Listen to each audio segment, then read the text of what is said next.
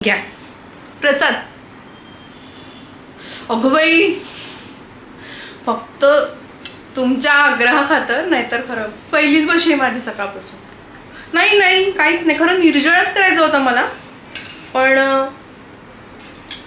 आपल्यामुळे कसं 10 लोकांना उगाच निर्जळ निर्जळ निर्जळ नको ना. तुम्हाला त्रास होतो पित्ताचा उपासाने?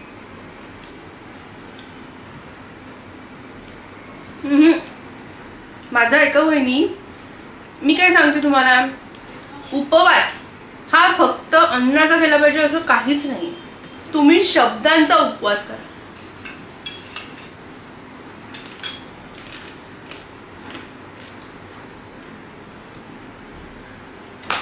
मौन. तुमचं पित्त का वाढतं माहितीये तुम्हाला? माहितीये? नाही, उपाशी राहून नाही.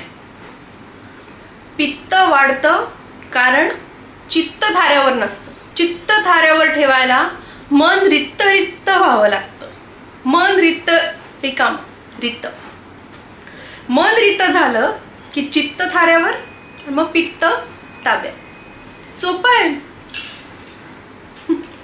नाही, माझं वाचन आहे मौनावरचं, व्याख्यान होतं माझं आज. काय तिथून मी प्रसाद दिला ना, मौनावरच भाषण होतं.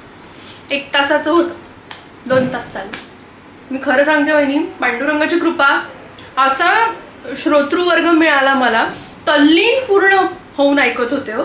आपण सांगायला आहोत पण समोरच्याने ऐकायला पाहिजे ना. आजकाल ऐकत कुणीच नाही, प्रश्न तो आहे वहिनी.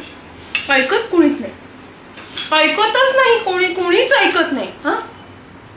ऐकत नाही. तेच तर मौनाचं सामर्थ्य मोठं आहे. मौन म्हणजे जीवनाला एक आयाम, एक डायमेन्शन, दिशा, डायरेक्शन, हे सगळं काही मौनाने साध्य होतं. फक्त मौन पाळता आलं पाहिजे. नुसतं शाब्दिक मौन पाळून अर्थ नाही. म्हणजे कसं आहे की देणाऱ्याने देत जावे पुरेपूर, घेणाऱ्याने घेत जावे.